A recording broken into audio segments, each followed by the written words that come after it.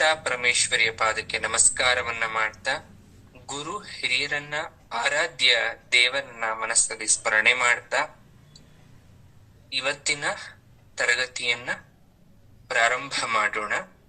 ಸೌಂದರ್ಯ ಲಹರಿಯ ಮುಂದುವರಿದ ಭಾಗ. ಯಾವ ರೀತಿ ಶಿವತತ್ವ ಸದಾಕಾಲ ನೆಲೆಸುತ್ತೆ ಅನ್ನೋದ್ರ ಬಗ್ಗೆ ನಾವು ಹಿಂದಿನ ತರಗತಿಯಲ್ಲಿ ನಾವು ತಿಳ್ಕೊಳ್ತಕ್ಕಂಥ ಪ್ರಯತ್ನವನ್ನ ಮಾಡಿದ್ವಿ.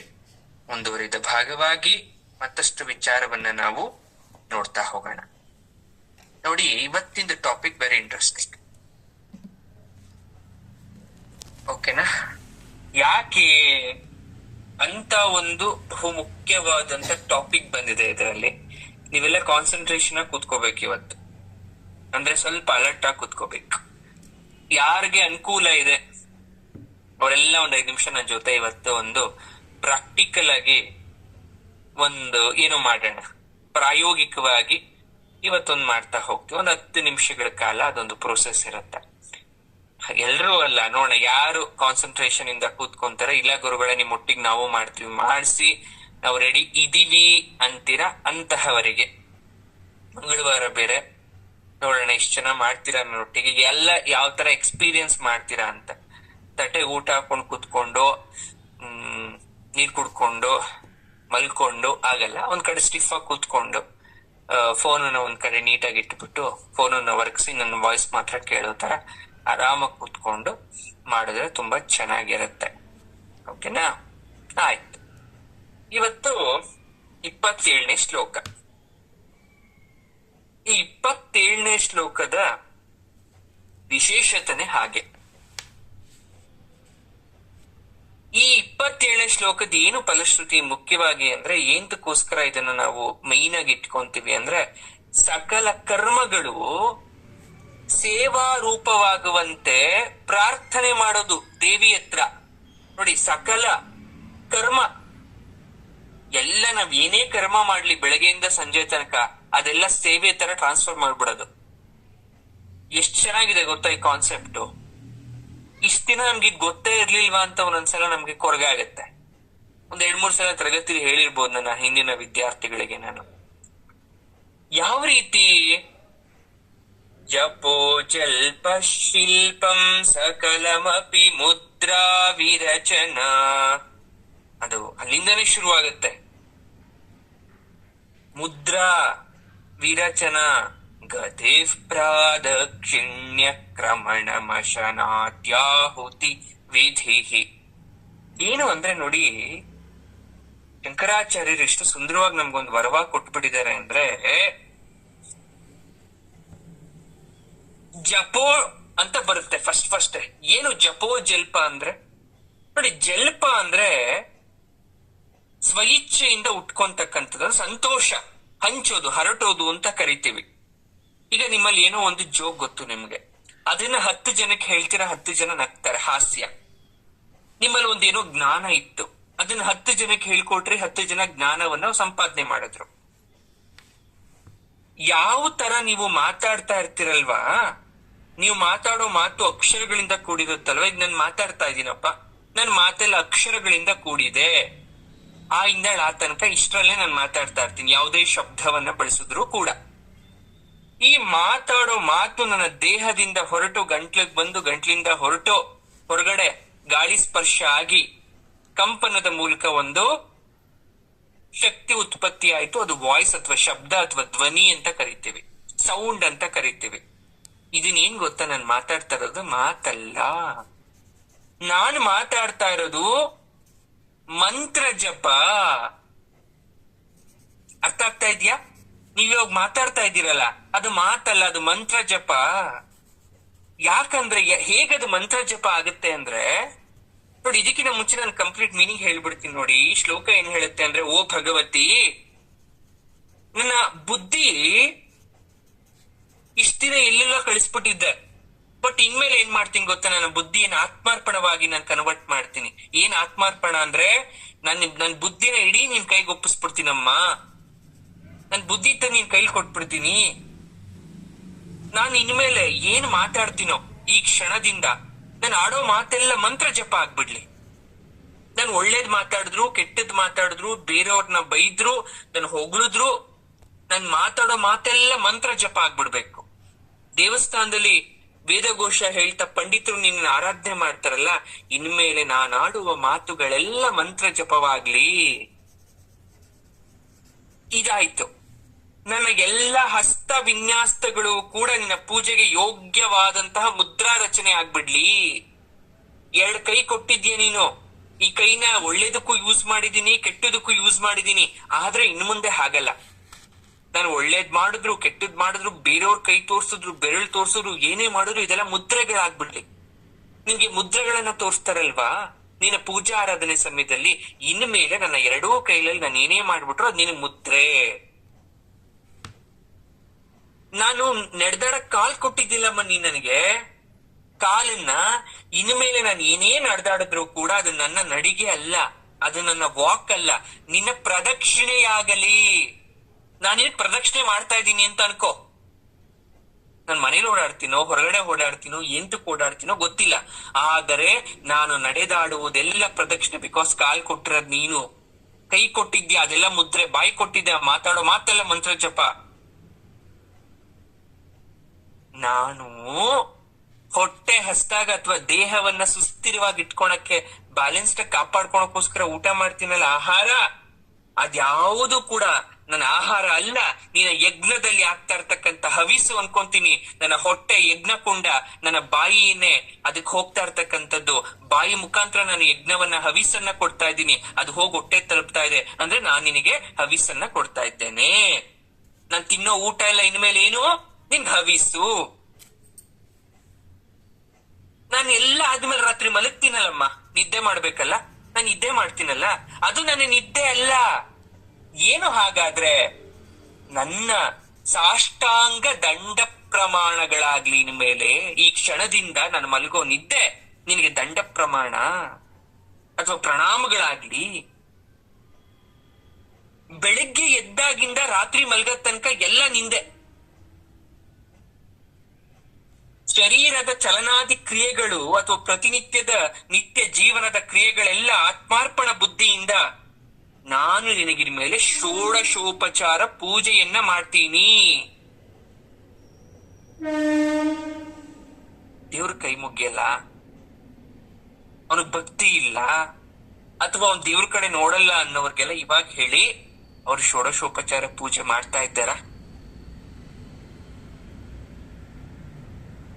ನನ್ನ ಬುದ್ಧಿನೇ ತಗೊಂಡೋಗಿ ದೇವ್ರ ಪಾದದ ಹತ್ರ ಇಟ್ಬಿಟ್ರೆ ನಾನು ಯೋಚನೆ ಮಾಡೋದೆಲ್ಲ ಒಳ್ಳೇದೆ.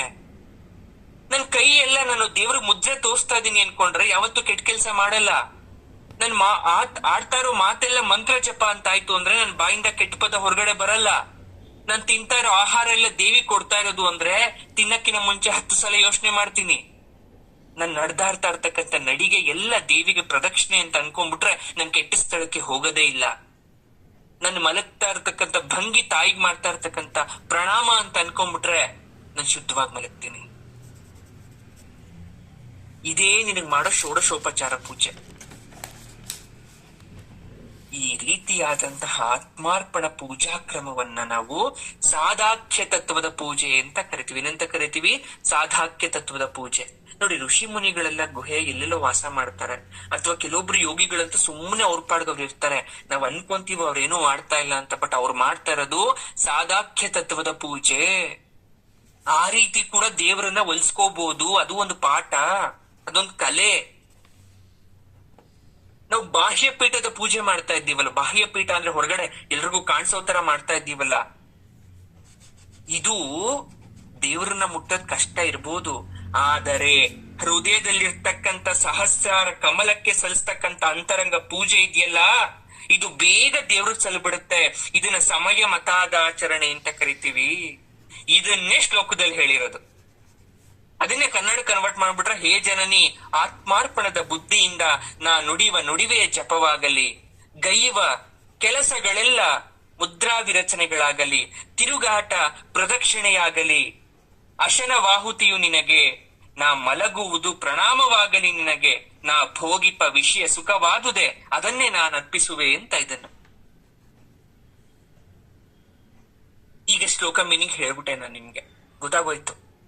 ಅದಕ್ಕೆ ನನ್ಗಂತೂ ಫೇವ್ರೆಟ್ ಶ್ಲೋಕ ಸೌಂದರ್ಯಲಹರಿಯಲ್ಲಿ ಕೆಲವೊಂದಷ್ಟು ತುಂಬಾ ಹಾರ್ಟ್ ಟಚ್ ಆಗುವಂತ ಶ್ಲೋಕಾಸ್ ಇದೆ. ಇದಂತೂ ನಂಗೆ ತುಂಬಾ ಫೇವ್ರೆಟ್. 27ನೇ ಶ್ಲೋಕ. ಇದನ್ನ ಹೇಳ್ತಾ ಇರ್ತೀನಿ ಎಲ್ರಿಗೂ ಕೂಡ, ನೀವ್ ಓದ್ಕೋಬೇಕು ಅದನ್ನ. ನಾನ್ ಸುಮ್ನೆ ಕೂತಿರುವಾಗ ಹೇಳ್ಕೊಂತ ಇರ್ತೀನಿ. ಪ್ರಣಾಮ ಸಂವೇಶ ಸುಖಮಖಿಲಮಾತ್ಮಾರ್ಪಣ ದೃಶ ಸಪರ್ಯಾಪರ್ಯಾಯಸ್ತವ ಭವತು ಯನ್ಮೇ ವಿಲಸಿತಂ. ಪ್ರಾಕ್ಟೀಸ್ ಮಾಡ್ಕೊಂಡ್ಬಿಟ್ರೆ, ಸುಮ್ನೆ ಹೇಳ್ಕೊಂತ ಇದ್ರೆ, ಕೋಪ ಬರ್ಬೇಕಾದ್ರೆ, ಮೈಂಡ್ ಡಿಸ್ಟರ್ಬ್ ಆಗಿರ್ಬೇಕಾದ್ರೆ, ಅಥವಾ ನಂಗೆ ಏನೋ ದಾರಿ ತೋರಿಸ್ತಾ ಇಲ್ಲ ಅನ್ಬೇಕಾದ್ರೆ ಮನ್ಸ್ ಹಾಗೇ ಶಾಂತ ರೀತಿ ಆಗ್ಬಿಡುತ್ತೆ. ಯಾವುದೇ ತರ ಬೇರೆ ಡೋಸೇಜು ಮಾತ್ರೆ ಬೇಕಾಗಿಲ್ಲ ನನಗೆ. ಈಗ ವಿಚಾರಕ್ಕೆ ಬರೋಣ ನೋಡಿ. ಜಪದಲ್ಲಿ 3 ವಿಧ. ನಾನು ಮತ್ತೆ ಹೇಳ್ತಾ ಇರ್ತೀನಿ. ಇಲ್ಲಿ ಜಪೋ ಜಲ್ಪಶ್ ಅಂತ ಬಂದಿದೆ. ಮಾನಸಿಕ ಪೂಜಾ ಅಥವಾ ಮಾನಸಿಕ ಜಪ, ಉಪಾಂಶು ಜಪ, ವಾಚಿಕ ಜಪ.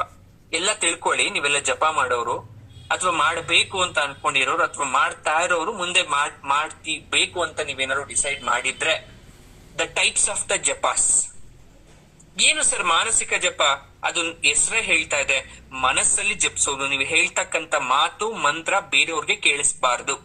ಪಿನ್ ಡ್ರಾಪ್ ಸೈಲೆಂಟ್ ಆಗಿ ಜಸ್ಟ್ ಕ್ಲೋಸ್ ಯುವರ್ ಐಸ್. ಒಂದ್ ತುಳಸಿ ಮಾಲೆನೋ ಅಥವಾ ಸ್ಫಟಿಕ ಮಾಲೆನೋ ರುದ್ರಾಕ್ಷಿನೋ ಅಥವಾ ಏನೂ ಇಲ್ಲದೆ ಚಿನ್ಮುದ್ರೆ ಇಟ್ಕೊಂಡು ಹಾಗೆ ಕೈಯಲ್ಲಿ ಕೂತ್ಕೊಂತೀರಾ, ನೀವು ಜಪ ಮಾಡ್ತಾ ಇದ್ದೀರಾ, ನೀವ್ ಹೇಳೋದ್ ನಿಮಗ್ ಮಾತ್ರ ಕೇಳಿಸ್ತಾ ಇದ್ಯಾ, ಅದು ಮಾನಸಿಕ ಜಪ. ಉಪಾಂಶು ಜಪ, ಇಲ್ಲಿ ಸೌಂಡ್ ಮಾಡಲ್ಲ ಉಪಾಂಶು ಜಪ, ಬಟ್ ಲಿಪ್ ಮೂವ್ಮೆಂಟ್ ಆಗ್ತಾ ಇರುತ್ತೆ. ತುಟಿ ನೋಡಿ, ಕೆಲವೊಬ್ರು ಕೂತ್ಕೊಂಡು ಜಪ ಮಾಡ್ತಾ ಇರ್ತಾರೆ, ಅವ್ರ ತುಟಿ ಮೂವ್ಮೆಂಟ್ ಅಬ್ಸರ್ವ್ ಮಾಡಿ ನೀವು. ತುಟಿಗಳು ಅದ್ರತಾ ಇರುತ್ತೆ. ಆ ತುಟಿಲಿ ನಿಮ್ಗೆ ಗೊತ್ತಾಗ್ಬಿಡುತ್ತೆ ಅವ್ರು ಜಪ ಮಂತ್ರ ಮಾಡ್ತಾ ಇದ್ದಾರೆ, ಜಪ ಹೇಳ್ತಾ ಇದ್ದಾರೆ. ಯಾಕಂದ್ರೆ ತುಟಿ ಅಲ್ಲಾಡಿಸ್ತಾ ಇರ್ತಾರೆ. ಇದು ನಾವು ಉಪಾಂಶ ಜಪ ಅಂತ ಕರಿತೀವಿ. ಬೇರೆಯವ್ರು ಕೇಳಿಸಲ್ಲ, ಬಟ್ ತುಟಿಲಿ ಅವ್ರು ಹೇಳ್ಕೊಂತ ಇದ್ದಾರೆ. ಇನ್ನೊಂದು ವಾಚಿಕ ಜಪ, ಇದು ಬೇರೆಯವ್ರಿಗೆ ಕೇಳಿಸೋ ತರ ಜಪ ಮಾಡೋದು. ಮಾನಸಿಕ ಜಪ, ಉಪಾಂಶು ಜಪ, ವಾಚಿಕ ಜಪ. ಸರ್ ಯಾವುದು ಸರ್ ಶ್ರೇಷ್ಠ? ನಿಮ್ಮಿಷ್ಟ. ಅವರವರ ಅನುಕೂಲಕ್ಕೆ ತಕ್ಕಂತೆ ಯಾವುದೇ ಜಪವನ್ನ ಮಾಡಬಹುದು. ಆದ್ರೆ ಮಾನಸಿಕ ಜಪ ಮಾಡಿ ಅಂತ ಯಾವಾಗ್ಲೂ ನಾವು ಹೇಳ್ತಾ ಇರ್ತೀವಿ. ಪರ್ರೆಗೆ ಕೇಳಿಸೋದಕ್ಕಿಂತ ಅಥವಾ ನೀವ್ ಏನ್ ಹೇಳ್ತಾ ಇದೀರ ಅಂತ ನಿಮ್ ಬಾಡಿ ಮೂವ್ಮೆಂಟ್ ಆಗೋದಕ್ಕಿಂತ ಸದ್ದಿಲ್ದ ಜಪ ಮಾಡಿ ಅಂತ ಹೇಳ್ತಾ ಇರ್ತೀವಿ. ನೀವ್ ಹೇಳೋ ಮಾತು ದೇವ್ರಿಗೆ ಮಾತ್ರ ಕೇಳಿಸ್ಬೇಕು ಅಂತ ಹೇಳ್ತಾ ಇರ್ತೀವಿ. ಸರ್ ಜಪ ಅಂದ್ರೆ ಏನು? ಹೋಗ್ಲಿ, ಜಪ ಅಂದ್ರೆ ಏನು ನೋಡಿ. ಜಪ ಅಂದ್ರೆ ಯಾವುದಾದ್ರೂ ಒಂದು ನಾಮವನ್ನ ಮೊದಲು ಮನ್ಸಲ್ಲಿ ಒಂದು ಇಷ್ಟ ದೈವವನ್ನ ಪ್ರತಿಷ್ಠಾಪನೆ ಮಾಡ್ಕೋಬೇಕು. ಎಷ್ಟೋ ಜನಕ್ಕೆ ಲಾಟ್ ಆಫ್ ಕನ್ಫ್ಯೂಷನ್ಸ್ ನೋಡಿ. 1000 ದೇವ್ರ ಪೂಜೆ ಮಾಡಿ, ನಾನು 1000 ದೇವ್ರ ಪೂಜೆ ಮಾಡ್ತೀನಿ, ಬಟ್ ಒಂದು ಆರಾಧ್ಯ ದೇವ ಅಂತ ಇರುತ್ತೆ. ಇಲ್ಲಿ 2 ಇಟ್ಕೊಂಡ್ಬಿಡಿ ಸರ್, ಒಂದಿಕ್ಕೊಂಡ್ರೆ ಒಂದು ಬೇಜಾರಾಗ್ಬಿಡುತ್ತೆ ಅಂದ್ಬಿಟ್ಟು ಯಾವ್ದೋ 2 ದೇವ್ರು ಇಟ್ಕೊಂಡ್ಬಿಡಿ. ಅಥವಾ ಒಂದೇ ದೇವ್ರ ಕಾನ್ಸ್ಟೆಂಟ್ ಆಗಿ ಇಟ್ಕೊಳ್ಳಿ. ಎಕ್ಸಾಂಪಲ್ ಶಿವ, ವಿಷ್ಣು, ಅಮ್ಮನವರು, ಯಾವುದೋ ಒಂದು ದೇವ್ರು ಇಟ್ಕೊಳ್ಳಿ ಮನ್ಸಲ್ಲಿ. ಆ ಇಷ್ಟ ದೈವಕ್ಕೆ ಅಂಕಿತ ಮಾಡ್ತಕ್ಕಂಥದ್ದು. ನಿಮ್ ನೋಡಿ, ಎಲ್ಲರೂ ನಾವು ಓದ್ ಬಂದಿದೀವಿ, ಬಟ್ ಇಷ್ಟರ ತನಕ ಕೆಲವೊಂದಷ್ಟು ಸೀಕ್ರೆಟ್ಸ್ ಗೊತ್ತಿಲ್ಲ. ಅಂಕಿತ ನಾಮ ಅಂತ ಇಟ್ಕೊಂಡವರು ಬಸವಣ್ಣವರು ಕೂಡಲ ಸಂಗಮ, ಅಲ್ಲಮರು ಗುಹೇಶ್ವರ, ಅಕ್ಕ ಮಹಾದೇವಿ ಚೆನ್ನಮಲ್ಲಿಕಾರ್ಜುನ, ದಾಸರಾದ ವಿಠಲ ಅಂತ ಇಟ್ಕೊಂಡಿದ್ರು, ಅಥವಾ ಆದಿಕೇಶವ ಅಂತ ಇಟ್ಕೊಂಡಿದ್ರು. ಯಾಕೆ ಅವ್ರು ಇಟ್ಕೊಂಡ್ರು ಗೊತ್ತಾ? ಅದೆಲ್ಲ ಅವ್ರ ಆರಾಧ್ಯ ದೈವ ಅಥವಾ ಇಷ್ಟ ದೈವ. ಆ ದೇವರನ್ನ ಮನಸ್ಸಲ್ಲಿ ಸ್ಮರಣೆ ಮಾಡ್ತಾ ಆ ದೇವರನ್ನ ಆರಾಧನೆ ಮಾಡ್ತಾನೆ ಹೋಗ್ತಕ್ಕಂಥದ್ದು. ಹಾಗಂತ ಬೇರೆ ದೇವ್ರನ್ನ ಪೂಜೆ ಮಾಡ್ಲಿಲ್ಲ ಅಂತೆಲ್ಲ ಮಾಡಿದ್ರು ಅವರು, ಬಟ್ ಆರಾಧ್ಯ ದೇವರ ಮೇಲೆ ಹೆಚ್ಚು ಒಲವಿತ್ತು ಅವ್ರಿಗೆ, ಇಷ್ಟ ದೈವದ ಮೇಲೆ. ಆ ರೀತಿ ಇಷ್ಟ ದೈವವನ್ನ ಮನಸ್ಸಲ್ಲಿ ಪ್ರಾರ್ಥನೆ ಮಾಡಿಕೊಂಡು ಅಥವಾ ಯಾವುದಾದ್ರೂ ಒಂದು ದೇವರನ್ನ ಮನಸ್ಸಲ್ಲಿ ನಾವು ಸ್ಥಾಪಿಸ್ಕೊಂಡು ಆ ದೇವರ ಕುರಿತಾದಂತಹ ಶ್ಲೋಕವನ್ನ, ನಾಮವನ್ನ ಪದೇ ಪದೇ ಪದೇ ಕಾಯ ವಾಚ ಮನಸ ಪಂಚಭೂತಗಳ ಸಾಕ್ಷಿಯಾಗಿ ಹೇಳ್ತಕ್ಕಂಥದ್ದು. ನಾನು ಇವಾಗ ಕೇಳ್ತೀನಿ ನಿಮ್ಮನ್ನ, ನೀವು ನಿಜವಾಗ್ಲೂ ಜಪ ಮಾಡಿದ್ದೀರಾ? ಏನ್ ಸಾಕ್ಷಿ ಅಂತ ಕೇಳ್ತೀರಾ? ನಾನ್ ಕೇಳ್ತೀನಿ ನಿಮ್ಮನ್ನ, ನಿಮ್ಗೆ ತೋರ್ಸಕ್ ಆಗುತ್ತ ಅವಾಗ? ಅಯ್ಯೋ ನಾನ್ ನಿಜವಾಗ್ಲೂ ಮಾಡಿದೀನಿ. ಅವಾಗ ನೀವೇನ್ ಹೇಳ್ಬೇಕು ಗೊತ್ತಾ? ಪಂಚಭೂತಗಳ ಸಾಕ್ಷಿಯಾಗಿ ಕಾಯ ವಾಚ ಮಾನಸಿಕವಾಗಿ ನಾನು ಜಪವನ್ನ ಮಾಡಿದ್ದೇನೆ. ಇದು ಯಾರಿಗೂ ಗೊತ್ತಾಗದೇ ಇದ್ರೂ ಪರವಾಗಿಲ್ಲ, ನಾನು ಮಾಡಿದಂತ ಸಂದರ್ಭದಲ್ಲಿ ಇದ್ದಂತಹ ಆ ಶಕ್ತಿಗೆ ಗೊತ್ತಿದೆ, ಅದರ ಪ್ರತಿಫಲ ನಾನು ಅನುಭವಿಸ್ತೀನಿ ಅನ್ನೋ ನಂಬಿಕೆ ನಿಮ್ಮಲ್ಲಿ ಇರ್ಬೇಕು.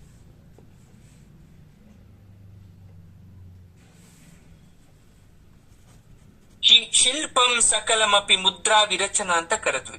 ನಾನು ಹೇಳ್ದೆ ನೋಡಿ, ಶಿಲ್ಪ ಅಂದ್ರೆ ತುಂಬಾ ಮೀನಿಂಗ್ಸ್ ಇದೆ. ಹಸ್ತ ವಿನ್ಯಾಸಾದಿ ಕ್ರಿಯೆಗಳು ಅಂತ ಇಲ್ಲಿ ನಾವು ಅರ್ಥ ಮಾಡ್ಕೋಬೇಕು. 2 ಕೈಗಳಿದೆ, 10 ಬೆರಳುಗಳಿದೆ. ನೀವೆಲ್ಲರೂ ಮುದ್ರೆ ಬಗ್ಗೆ ಕೇಳಿರ್ತೀರಾ. ಯಾರ್ಯಾರೋ ನೋಡಿ ಈ ಮುದ್ರೆ ಇಟ್ಕೊಬಿಡಿ, ಆ ಮುದ್ರೆ ಇಟ್ಕೊಳ್ಳಿ ಅಂತ ಹೇಳ್ತಾ ಇರ್ತಾರೆ. ಬಟ್ ಅದೆಲ್ಲ ಏನು ಇಲ್ದಿದ್ರು ಕೂಡ ಸಿಂಪಲ್ ಆಗಿ ಹೆಬ್ಬೆರಳು ಅದ್ರ ಪಕ್ಕದಲ್ಲಿರೋ ಬೆರಳನ್ನ ಜಸ್ಟ್ ಕ್ಲೋಸ್ ಮಾಡಿ ಮಿಕ್ಕಿದ ಬೆರಳೆಲ್ಲ ಮುದ್ದಕ್ ಚಾಚ್ಬಿಟ್ಟು ಕಣ್ ಮುಚ್ಕೊಂಡು ಕೂತ್ಕೊಂತೀವಿ. ಅಥವಾ ಚಿನ್ ಮುದ್ರೆ ಅಂತ ಕರೀತಾರೆ ಅದನ್ನ. ಅಥವಾ ನಿಮ್ಗೆ ಯಾವ ಮುದ್ರೆ ಬೇಕೋ ಆ ಮುದ್ರೆ ಇಟ್ಕೊಂಡು ಕೂತ್ಕೊಂತೀರಾ. ನೋಡಿ, ಮುದ್ರಾ ಶಾಸ್ತ್ರ ಅಂತಾನೆ ಒಂದು ವಿಶೇಷವಾದಂತಹ ವಿಚಾರ ಇದೆ. ಅದೊಂದು ಸಬ್ಜೆಕ್ಟ್. ಈಗ 9 ಮುದ್ರೆಗಳ ಬಗ್ಗೆ ನಾನು ಹೇಳ್ತೇನೆ. ಅದು ತುಂಬಾ ಇಂಪಾರ್ಟೆಂಟ್ ಆಗಿರ್ತಕ್ಕಂಥ ಮುದ್ರೆಗಳು. ಅಂದ್ರೆ 24 ಇದೆ ಇಲ್ಲಿ ಹೇಳ್ತಕ್ಕಂಥದ್ದು. ಅದ್ರಲ್ಲಿ ಮುಖ್ಯವಾದದ್ದು 9. ಯಾವುದು? ಸಂಕ್ಷೋಭ ಮುದ್ರಾ, ದ್ರಾವಣ ಮುದ್ರಾ, ಆಕರ್ಷಣ ಮುದ್ರಾ, ವಶ್ಯ ಮುದ್ರಾ, ಉನ್ಮಾದ ಮುದ್ರಾ, ಮಹಾಂಕುಶ ಮುದ್ರಾ, ಖೇಚರಿ ಮುದ್ರಾ, ಯೋನಿ ಮುದ್ರಾ, ತ್ರಿಖಂಡ ಮುದ್ರಾ. ಗಾಯತ್ರಿ ಜಪ ಮಾಡಕ್ಕಿಂತ ಮುಂಚೆ 24 ಮುದ್ರೆಗಳನ್ನ ಆಚರಿಸ್ತಾರೆ. ಈಗ ಆಚರಿಸಲ್ಲ ಕೆಲವೊಬ್ರು, ಬಟ್ ಅವಾಗಿತ್ತು ಆ ಸಂಪ್ರದಾಯ.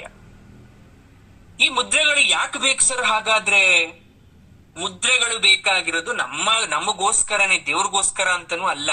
ಆದ್ರೆ ಅದನ್ನ ದೇವರಿಗೆ ಪ್ರದರ್ಶನ ಮಾಡಿ ನಾವೇನಾದ್ರೂ ಮುದ್ರಾ ಸಾನ್ನಿಧ್ಯಗಳನ್ನ ಮಾಡಿದಾಗ ಏನಾಗುತ್ತೆ ಅಂದ್ರೆ, ದೇಹದ ನಾಡಿ ಶುದ್ಧಿತ್ವದ ಜೊತೆಗೆ ನಮ್ಮ ಇಡೀ ಬಾಡಿ ಒಂದೇ ಕಡೆ ಬ್ಯಾಲೆನ್ಸ್ ಮಾಡಕ್ಕೆ ಹೆಲ್ಪ್ ಮಾಡುತ್ತೆ ಮುದ್ರೆಗಳು. ಆ ಬೆರಳುಗಳಿರ್ತಕ್ಕಂಥ ನರಗಳು ನೇರವಾಗಿ ಬಾಡಿಲಿ ಇರ್ತಕ್ಕಂಥ ಯಾವುದೋ ಒಂದು ಪಾರ್ಟ್ಗೆ ಇಂಟರ್ಲಿಂಕಿಂಗ್ ಆಗಿರುತ್ತೆ, ಕನೆಕ್ಟ್ ಆಗಿರುತ್ತೆ, ಜೋಡಣೆ ಆಗಿರುತ್ತೆ. ಅದನ್ನ ನಾವು ಒತ್ತಿ ಹಿಡಿದಾಗ ಏನಾಗುತ್ತೆ ಅಂದ್ರೆ ಆ ಬಾಡಿಲಿ ಇರ್ತಕ್ಕಂಥ ನರ್ವ್ ಅಥವಾ ನರನಾಡಿ ಆಕ್ಟಿವೇಟ್ ಆಗುತ್ತೆ, ಶುದ್ಧಿ ಆಗತ್ತೆ. ಹಾಗಾಗಿ ನಾವೇನ್ ಮಾಡ್ತೀವಿ, ಮುದ್ರೆಯನ್ನ ಬಳಸ್ತಾ ಹೋಗ್ತೀವಿ. ಗತಿ ಪ್ರಾದಾಕ್ಷಿಣ್ಯಂ ಕ್ರಮಣಂ ಅಂತ ಬಂತು. ಗತಿ ಅಂದ್ರೆ ಏನು? ನಡೆಯೋದು. ಅಂದ್ರೆ ನಡೀತಾ ಇದ್ದೀನಿ ನಾನು. ಎಲ್ಲಿ ಬೇಕಾದ್ರೆ ಬೆಳಗ್ಗೆ ಎದ್ದಾಗಿಂದ ದೇವಸ್ಥಾನಕ್ಕೆ ಹೋದೆ ಅಂತ ಏನಿಲ್ಲ. ಸ್ಮಶಾನಕ್ಕೂ ಹೋಗಿದ್ದೆ, ದೇವಸ್ಥಾನಕ್ಕೂ ಹೋಗಿದ್ದೆ, ಯಾವ್ದೋ ಅಲ್ಪರ ಮನೆಗೂ ಹೋಗಿದ್ದೆ, ಅಭಿಮಾನಿಗಳ ಮನೆಗೂ ಹೋಗಿದ್ದೆ. ಹೋಗಿದ್ದೆಲ್ಲ ನನ್ನ ಕಾಲಲ್ಲೇ ಅಲ್ವಾ? ಎಲ್ಲಾ ಸ್ಥಳನೂ ಸುತ್ತ ಬಂತಲ್ವಾ? ಅಯ್ಯೋ ತುಂಬಾ ಓಡಾಡ್ಬಿಟ್ಟೆ, ವೇಸ್ಟ್ ಆಯ್ತು ಅನ್ಕೋಬೇಕು. ಅದನ್ನೋ, ಅದು ವೇಸ್ಟ್ ಅಲ್ಲ. ನನ್ನ ನಡಿಗೆ ನಿನ್ನ ಪ್ರದಕ್ಷಿಣೆಯನ್ನಾಗಿ ಭಾವಿಸ್ತೀನಿ. ನೀನು ಹಾಗೆ ಅನ್ಕೋ, ಇದು ನಿನ್ನ ಭಕ್ತನ ಪ್ರಾರ್ಥನೆ ಅನ್ಕೋ. ನೀನ್ ದೇವಸ್ಥಾನಕ್ ಬಂದು ನಿನ್ ಸುತ್ತ 21, 108 ಪ್ರದಕ್ಷಿಣೆ, 1008 ಪ್ರದಕ್ಷಿಣೆ ಹಾಕಿದ್ರೆ ಮಾತ್ರ ಪ್ರದಕ್ಷಿಣೆ ಅಲ್ಲ. ನಾನ್ ಮಾನಸಿಕವಾಗಿ ಅನ್ಕೊಂತಾ ಇದ್ದೀನಿ, ಬೈ ಸೋಲ್ ನಾನು ಅದನ್ನ ಫೀಲ್ ಮಾಡ್ತಾ ಇದ್ದೀನಿ. ಇನ್ಮೇಲೆ ನಾನು ನಡೀತಕ್ಕಂತ ಅಷ್ಟೂ ನಡಿಗೆ ನಿನ್ ಪ್ರದಕ್ಷಿಣೆ. ನಾನು ಪ್ರಾರ್ಥನೆ ಮಾಡ್ತಾ ಇದ್ದೀನಿ. ಯಾಕೆ ಹೀಗ್ ಮಾಡ್ಬೇಕು ಅಂತ ಗೊತ್ತಾಯ್ತಾ? ನನ್ಗೆ ಹೇಳಿದ್ರು ಯಾರೋ ಒಬ್ರು, ದೇವಿ ಸರ್ವವ್ಯಾಪಿಣಿ ಅಂತ. ನೀನ್ ಪ್ರತಿಯೊಂದು ಸ್ಥಳದಲ್ಲೂ ಇದೆಯಂತೆ, ಪ್ರತಿಯೊಬ್ಬರ ಒಂದು ದೇಹದಲ್ಲಿ ಇದೆಯಂತೆ. ಹಾಗಾದ್ರೆ ಎಲ್ಲಾ ಸ್ಥಳದಲ್ಲೂ ನೀನ್ ಇದ್ಮೇಲೆ ನಾನು ನಡೆಯೋ ಸ್ಥಳ ಎಲ್ಲ ನಿನ್ ಪ್ರದಕ್ಷಿಣೆ ಆಯ್ತಲ್ಲ. ನಾನು ಹೋಗಿದ್ ಪ್ಲೇಸ್ ಅಲ್ಲೆಲ್ಲ ನೀನ್ ಇದೆಯಲ್ಲ, ನಾನು ನಿನ್ ಪ್ರದಕ್ಷಿಣೆ ಮಾಡ್ದೆ. ಹಾಗಾಗಿ ನಾನು ನಡೆದದ್ದೆಲ್ಲ ದೇವಿಗೆ ಪ್ರದಕ್ಷಿಣೆ ಆಗೋಯ್ತು. ಗತಿ ಪ್ರಾದಾಕ್ಷಿಣ್ಯಂ ಕ್ರಮಣಂ. ಅಶನಾದ್ಯಾಹುತಿ ವಿಧಿ. ಅಶನ ಅಂದ್ರೆ ಅನ್ನ ಅಥವಾ ಮೊದಲಾದದ್ದನ್ನ ಸೇವಿಸೋದು, ತಿನ್ನೋದು. ಅನ್ನ ಜೊತೆಗೆ ಏನಾದ್ರೂ ತಿನ್ನಿ ನೀವು ಅದೇನ್ ತಿಂತಿರೋ ನಿಮ್ಮ ಆಹಾರ ಕ್ರಮ ಅದು. ವೆಜ್ಜೋ ನಾನ್ ವೆಜ್ಜೋ ಅದ್ ನಿಮಗ್ ಬಿಟ್ಟಿದ್ದು, ನಾನು ಹೇಳಲ್ಲ. ಆದ್ರೆ ಅವ್ರು ಹೇಳ್ತಾರದೇನ್ ಗೊತ್ತಾ, ನೀವೇನಾದ್ರೂ ಸೇವಿಸಿ, ಆಹಾರ ಸ್ವೀಕರಿಸಿ. ನೀವು ದೇವಿ ಹೋಮ ಮಾಡ್ತೀವಲ್ವ, ಹೋಮ ಕುಂಡದಲ್ಲಿ ಹೋಮ ಮಾಡ್ಬೇಕಾದ್ರೆ ಅಗ್ನಿಲಿ ಹವಿಸನ್ನ ಅರ್ಪಿಸ್ತೀವಿ. ಎಡಮುರಿ, ಬಲಮುರಿ, ತಾಮಸಿ ಆಗಿರ್ಬೋದು, ಅಥವಾ ಅದಕ್ಕೆ ಹವನ್ ಸಾಮಗ್ರಿಗಳನ್ನ ಹಾಕ್ತಾ ಹೋಗ್ತೀವಿ. ಇನ್ನು ತುಪ್ಪ ಹಾಕ್ತಾ ಹೋಗ್ತೀವಿ, ಗುಡಾನ್ನವನ್ನ ಹಾಕ್ತಾ ಹೋಗ್ತೀವಿ. ಆಯಾ ದೇವರಿಗೆ ಸಂಬಂಧಿಸಿದಂತೆ ಹೋಮದಲ್ಲಿ ಏನೇನ್ ಹಾಕ್ಬೇಕೋ ಅದನ್ನೆಲ್ಲ ಹಾಕ್ತಾ ಹೋಗ್ತೀವಿ. ಅದ್ ಯಾಕೆ ಹಾಕದ್ ಗೊತ್ತಾ? ಸುಟ್ಟು ಬೂದಿ ಆಗಕ್ಕಲ್ಲ. ಅದು ಅಗ್ನಿದೇವನ ಬಾಯಿ ಅಂತ ತಕ್ಕೊಂಡಿದೆ. ಆ ಅಗ್ನಿದೇವನ ಬಾಯಿ ಒಳಗಡೆ ಹಾಕಿದ್ರೆ ಅದನ್ನ ತಗೊಳಗ ದೇವತೆಗಳಿಗೆ ಕೊಡ್ತಾನೆ. ಸ್ವಾಹ, ಅಗ್ನಿದೇವನ ಹೆಂಡತಿ ಸ್ವಾಹ ದೇವಿ. ಅಗ್ನಿದೇವನ್ ಜೊತೆ ಸದಾಕಾಲ ಇರ್ತಾಳ ಆಕೆ. ಅವಳಿಗೆ ಸ್ವಾಹ ಅಂದ್ರೆ ತಗೋ ಸ್ವಾಹಾದೇವಿ. ಆಮೇಲೆ ಯಾವ ದೇವರಿಗೆ ಈ ಗಣಪತಿ ಹೋಮ ಮಾಡ್ತಾ ಇರ್ತೀರಾ, ಉಚ್ಚಿಷ್ಠ ಗಣಪತಿ ಅಂತ ಹೇಳ್ಬಿಟ್ಟು ಅದಕ್ಕೇನೋ ಒಂದ್ ಮಾಡ್ಬಿಟ್ಟು ಇದಂ ನಮಮ ಸ್ವಾಹ ಅಂತ ಹೇಳ್ತೀವಿ. ಆಗ ಹೋಗಿ ಗಣಪತಿಗೆ ಪ್ರಾರ್ಥನೆ ಸಲ್ದಂಗ ಆಯ್ತದು. ಅದನ್ನ ಅವಿಸನ್ನ ಗಣಪತಿಗೆ ತಗೊಂಡೋಗ್ ಕೊಡ್ತಾರ ಅವರು, ಅಗ್ನಿ ಮತ್ತು ಸ್ವಾಹಾದೇವಿ. ಅದೇ ತರ ನಮ್ಮ ಶರೀರದಲ್ಲಿ ಇರ್ತಕ್ಕಂಥ ಜಠರಾಗ್ನಿ, ಆ ಸ್ಟೊಮ್ಯಾಕ್ ಅಂತಕ್ಕಂಥದ್ದು ಹೋಮ ಕುಂಡ ಇದ್ದ ಹಾಗೆ. ಹೋಮದಲ್ಲೂ ಅಗ್ನಿ ತತ್ವ ಇರುತ್ತೆ, ನಮ್ಮ ಜಠರದಲ್ಲೂ ಕೂಡ ಅಗ್ನಿ ತತ್ವ ಇರುತ್ತೆ. ಅಂದ್ರೆ ಆ ಬೆಂಕಿ, ಟೆಂಪರೇಚರ್, ಥರ್ಮೋ ಎನರ್ಜಿ ಅಂತ ಕರಿತೀವಿ, ಅದು ನಮ್ಮ ಜಠರದಲ್ಲಿರುತ್ತೆ. ಆ ಜಠರ ಹೋಮದ ಬಾಯಿ ಆದ್ಮೇಲೆ ನಾನ್ ತಿನ್ನೋ ಆಹಾರ ಎಲ್ಲ ನಾನು ನಿನಗೆ ಸಮರ್ಪಣೆ ಮಾಡ್ತಾ ಇರ್ತಕ್ಕಂಥ ಹೋಮ ದ್ರವ್ಯ ಆಯ್ತಲ್ಲ. ತಿನ್ನೋ ವಸ್ತು ಎಲ್ಲ ನಿನ್ನ ಹೋಮ ದ್ರವ್ಯ ಆಗೋಯ್ತು. ಅದ್ರ ತಿಂತಾ ಇರ್ತಕ್ಕಂಥ ಯಾವ ವಸ್ತು ಕೂಡ ವ್ಯರ್ಥ ಅಲ್ಲ, ನೀನು ಕೊಡ್ತಾ ಇರ್ತಕ್ಕಂಥದ್ದು ಅಂತ ಶ್ಲೋಕದಲ್ಲಿ ಬರುತ್ತೆ. ಅಚನಾದ್ಯಾಹುತಿ ವಿಧಿಹಿ. ನೋಡಿ, ಭಗವದ್ಗೀತೆಯಲ್ಲಿ ಶ್ಲೋಕ ಬರುತ್ತೆ, ಅಂದ್ರೆ 9ನೇ ಅಧ್ಯಾಯ 27ನೇ ಶ್ಲೋಕ. ನಾವು ಮಾಡೋ ಪ್ರತಿ ಕಾರ್ಯ ಬ್ರಹ್ಮಾರ್ಪಣವಾಗಿರ್ಬೇಕು ಅಂತ ಹೇಳ್ತಾರಲ್ಲ. ಯತ್ ಕರೋಷಿ ಯದಶ್ನಾಸಿ ಯಜುಹೋಷಿ ದದಾಸಿ ಯತ್ ಯತ್ ತಪಸ್ಯಸಿ ಕೌಂತೆಯ ತ್ವಂ ಕುರುಷ್ಟ ಮದರ್ಪಣಂ ಅಂತ ಬರುತ್ತೆ. ಪರಮಾತ್ಮ ಹೇಳ್ತಾನೆ ಗೀತೆಯಲ್ಲಿ, ಅರ್ಜುನ, ನೀನ್ ಮಾಡ್ತಕ್ಕಂಥ ಕರ್ಮವನ್ನ, ನೀನು ಊಟ ಮಾಡ್ತಕ್ಕಂಥ ಆಹಾರವನ್ನ, ಹೋಮ ಮಾಡೋ ಹವಿಸನ್ನ, ನೀಡೋ ದಾನವನ್ನ, ಆಚರಿಸೋ ತಪಸ್ಸನ್ನ ನನಗೆ ಪ್ರೀತಿ ಆಗ್ಲಿ ಅಂತ ಸಮರ್ಪಣೆ ಮಾಡೋ, ಅದ್ ನಂಗೆ ಬಂದ್ ತಲುಪುತ್ತೆ. ಇಲ್ಲೂ ಅದನ್ನೇ ಹೇಳ್ತಾ ಇದ್ದಾರೆ. ಪ್ರಣಾಮ ಸಂದೇಶ ಕೊನೆಯದ್ ಹೇಳ್ತಾರೆ. ಸಂದೇಶ ಅಂದ್ರೆ ಶಯ್ಯಾಸನ ಅಂತ ಅರ್ಥ. ಶಯ್ಯಾಸನ ಅಂದ್ರೆ ಏನು? ಮಲ್ಕೊಳೋದು. ಪ್ರಣಾಮ ಅಂದ್ರೆ ಆಚಾರ್ಯರು ಹೇಳ್ತಾರೆ, ಹೊಸ ಜೀವ ಪಡ್ಕೊಂಡಾದ್ಮೇಲೆ ನಾವು ಒಂದು ಮಗು ಆಗಿರುತ್ತೆ, ತಾಯಿ ದೇಹದಿಂದ ಬಂದ್ಮೇಲೆ ತೊಟ್ಲಲ್ಲಿ ಮಲಗಿಸಿರ್ತೀರ. ಆ ಮಗು ನೋಡಿ, ಅದಕ್ಕೆ ಭಂಗಿ ಕೆಲವೊಂದ್ಸಲ ನೇರವಾಗಿರುತ್ತೆ, ಕೆಲವೊಂದ್ಸಲ ಆ ಕಡೆ ಈ ಕಡೆ ಮಲಗ್ತಾ ಇರುತ್ತೆ. ಆ ಭಂಗಿನ ನಾವು ಪ್ರಣಾಮ ಅಂತ ಕರಿತೀವಿ. ಅಂದ್ರೆ ಅದೊಂದು ದಂಡ ಪ್ರಣಾಮ ತರ ಮಾಡ್ತಾ ಇರ್ತಕ್ಕಂಥದ್ದು, ದೇವರಿಗೆ ಒಂದು ಅಡ್ಡು ಬೀಳೋ ತರ ಅಂತ ಕರಿತೀವಿ. ಅದೇ ತರ ನನ್ ಮಲಗಿರ್ತಕ್ಕಂಥ ಭಂಗಿ ನಾನು ಇದನ್ ಮಾಡ್ತಾ ಇರ್ತಕ್ಕಂಥ ಪ್ರಣಾಮ. ಸಪರ್ಯ ಪರ್ಯಾಯ ಅಂತ ಕಡೆಯಲ್ಲಿ ಒಂದು ಮಾತು ಹೇಳ್ತಾರೆ. ಅಂದ್ರೆ ಸಪರ್ಯ ಅಂದ್ರೆ ಪೂಜೆ ಅರ್ಚನೆ, ಇನ್ನೊಂದು ಪರ್ಯಾಯ ಅಂದ್ರೆ ಇನ್ನೊಂದು ಬಗೆ ಅಂತ. ನೋಡಿ, ಬದುಕೇ ಒಂದು ಪೂಜೆ, ಗೋಲ್ಡನ್ ವರ್ಡ್. ಲೈಫ್ ಅನ್ನೋದೇ ಒಂದು ಪೂಜೆ, ಬದುಕಿ ಅನ್ನೋದೇ ಒಂದು ಪೂಜೆ. ಈ ಬದುಕು ಅನ್ನೋದು ಪೂಜೆ ಅಂತ ಅನ್ಕೊಂಡು ಯಾರು ತುಂಬಾ ಸಂತೋಷವಾಗಿ ಬಾಳ್ತಾ ಇರ್ತೀರಾ, 100 ಕಷ್ಟಗಳ ಮಧ್ಯೆ ನೀವು ಬದುಕ್ತಾ ಹೋಗ್ತೀರಾ, ಅದು ಸಹಜ ಪೂಜೆ, ನಿಸರ್ಗ ಪೂಜೆ. ಕಷ್ಟ ಅಂತ ಮಾಡಿದ್ರೆ ಅದು ನಿಜವಾದ ಪೂಜೆ ಅಲ್ಲ. ಇವರು ಪೂಜೆ ಮಾಡ್ಬೇಕಾದ್ರೆ ಕೆಲವೊಂದ್ಸಲ ಉಪವಾಸ ಇರ್ಬೇಕಾಗತ್ತೆ, ಮಾಡೋ ಗಡಿಬಿಡಿಲಿ ನೈವೇದ್ಯ ಮಾಡ್ಬೇಕಾದ್ರೆ ಕೈ ಸುಟ್ಕೋಬೇಕಾಗತ್ತೆ, ದೀಪ ಹಚ್ಬೇಕಾದ್ರೆ ಬೆರಳು ಸುಟ್ಕೋಬೇಕಾಗತ್ತೆ, ತಲೆ ಸುತ್ತು ಬಂದಂಗಾಗತ್ತೆ, ಇನ್ನೇನೋ ಒಂದ್ ರೀತಿಯಾದಂತ ಸಂಕಟ ಆಗ್ತಾ ಇರುತ್ತೆ. ಆದ್ರೂ ಪೂಜೆ ಮಾಡ್ಬೇಕಲ್ಲ ಅಂತ ನಾನು ಯಾವ ರೀತಿ ನಾನು ಸಹಿಸ್ಕೊಂಡು ಪೂಜೆ ಆಗ ತನಕ ನಾನು ಏನು ತಿನ್ನಬಾರ್ದು ಅಂತ ಒಂದ್ ಸಂಕಲ್ಪ ಮಾಡ್ಕೊಂಡು ದೇವ್ರ ಪೂಜೆ ಎಲ್ಲ ಮಾಡಿ ಮುಗಿಸ್ತೀನಲ್ವಾ. ಅದೇ ತರ ಬದುಕು. ಕಷ್ಟ ಬರುತ್ತೆ, ಸಹಿಸ್ಕೋಬೇಕು. ಯಾಕಂದ್ರೆ ಪೂಜೆ ಮುಗಿಬೇಕು, ಬದುಕಿನ ಪೂಜೆ ಮುಗಿಯದೆ ನಾವು ಅದರಿಂದ ಬಂಧನ ಬಿಡುಗಡೆ ಆಗಕ್ಕಾಗಲ್ಲ. ಆಶ್ಚರ್ಯ ಅಂದ್ರೆ ಈ ನಿಸರ್ಗ ಸಹಜ ಪೂಜೆ ಇದೆಯಲ್ಲ, ಇದಕ್ಕಿನ್ನ ಶ್ರೇಷ್ಠವಾದಂತ ಪೂಜೆ ಮತ್ತೊಂದಿಲ್ಲ.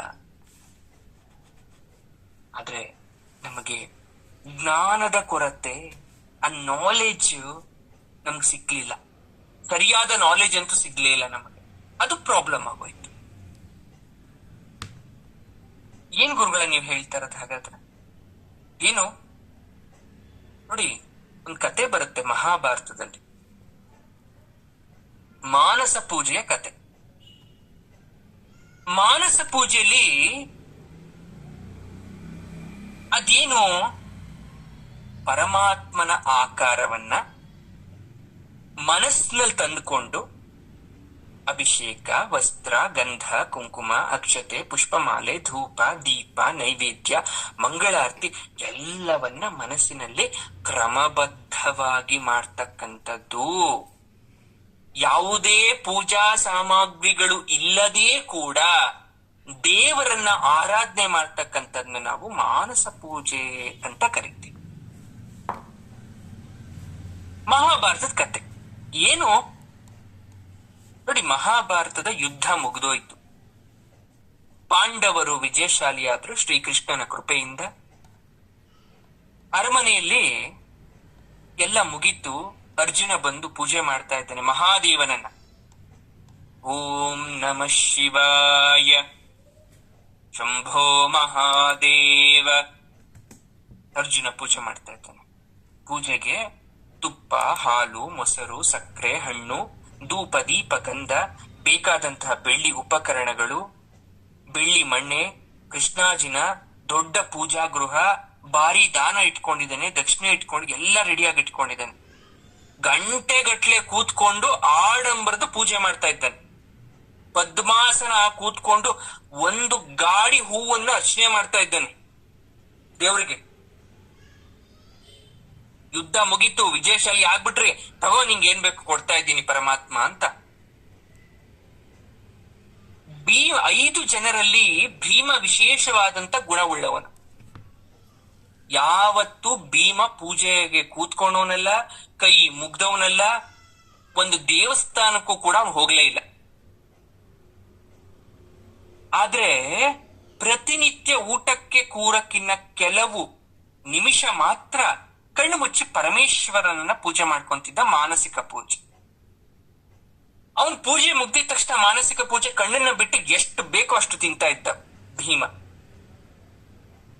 ಇದು ಭೀಮನ ನಿತ್ಯ ಕಾಯಕ, ಎವ್ರಿಡೇ ಸೇಮ್ ರುಟೀನ್ ಒಂದು. ಅರ್ಜುನನ್ ಮಾತ್ರ ನಾನೊಬ್ಬ ಮಹಾಭಕ್ತ, ನನ್ಗಿರ್ತಕ್ಕಂತ ಶ್ರದ್ಧಾ ಭಕ್ತಿ ಜಗತ್ತಲ್ಲಿ ಯಾರಿಗೂ ಇಲ್ಲ, ಅಥವಾ ನನ್ನ 5 ಜನ ಅಣ್ಣ ತಮ್ಮದಿರ್ಗೆ ಆ ಕಲೆನೇ ಬರ್ಲಿಲ್ಲ, ನಾನೇ ಶ್ರೇಷ್ಠ, ನನ್ನ ಅಣ್ಣನು ಇದ್ದಾನೆ ಭೀಮ, ಅವನಿಗೆ ಸಾಸಿವೆ ಕಾರಣಷ್ಟು ಭಕ್ತಿ ಇಲ್ಲ, ಪೂಜೆ ಇಲ್ಲ, ಪುನಸ್ಕಾರ ಇಲ್ಲ, ಆದ್ರೆ ಗಂಧ ಗಾಳಿ ಕೂಡ ಗೊತ್ತಿಲ್ಲ ಅಂತ ಅನ್ಕೋಬಿಟ್ಟಿದ.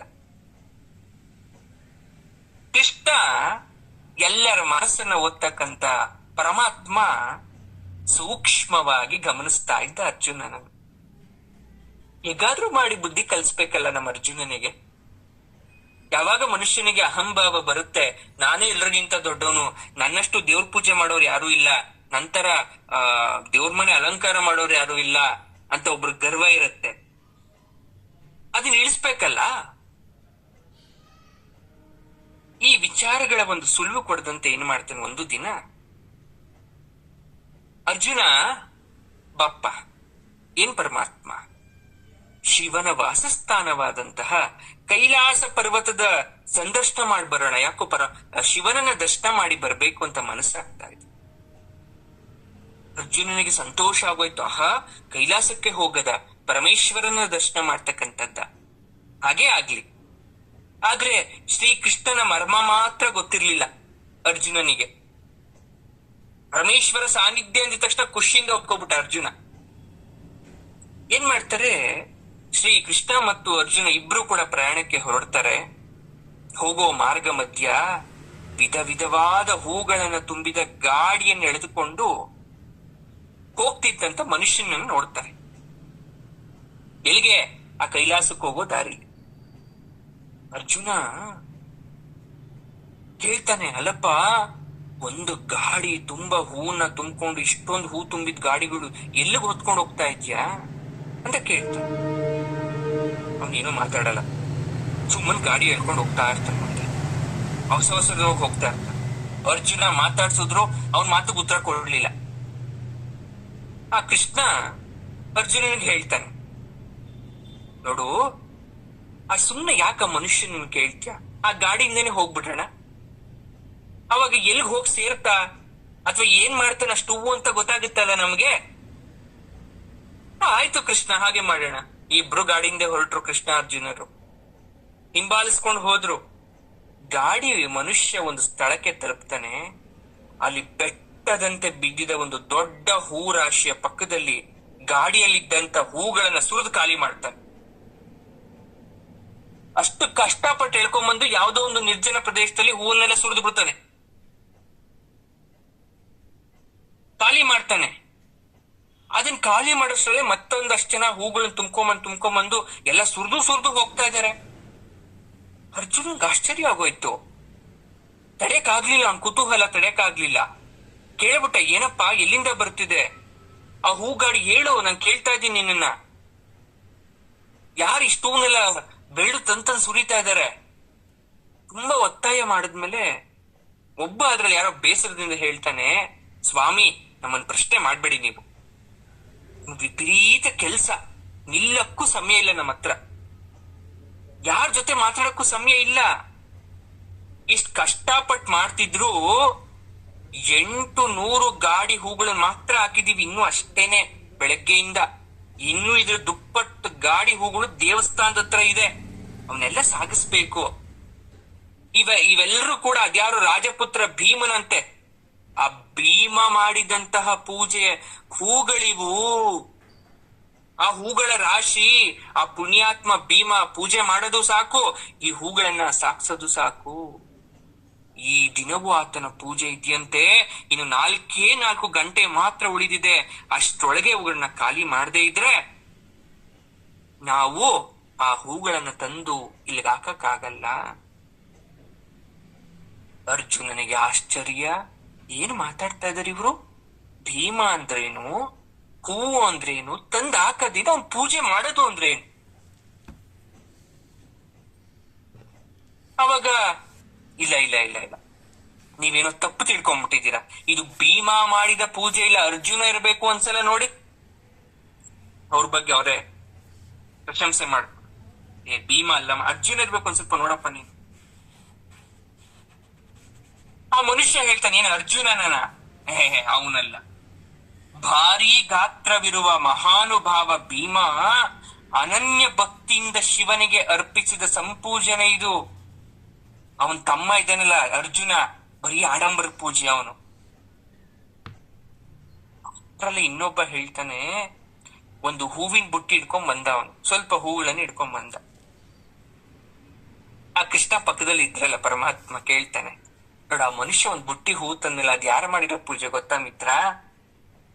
ಅದಕ್ಕೆ ಆ ಮನುಷ್ಯ ಹೇಳ್ತಾನೆ, ಇನ್ಯಾರ್ ಸ್ವಾಮಿ, ಭೂಲೋಕದಲ್ಲಿ ಅರ್ಜುನ ಅನ್ನೋಬ್ಬ ಆಡಂಬರದ ಮನುಷ್ಯ ಇದ್ದಾನೆ, ನೆನ್ನೆ ಅವನೇನೋ ಶಿವನ ಪೂಜೆ ಮಾಡಿದ್ನಂತೆ, ಅವನ್ ಅರ್ಪಿಸಿರೋ ಹೂಗಳು. ಅರ್ಜುನನದು ಭಕ್ತಿ ಭಾವವಿಲ್ಲದ ಆಟಾಪಟೋಪ ಪೂಜೆ ಅವಂದು.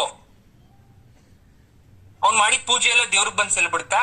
ಹಾಕಿದ್ ಹೂವೆಲ್ಲ ದೇವ್ರ ಪಾದಕ್ ಬಂದ್ ಸಲ್ತಾ?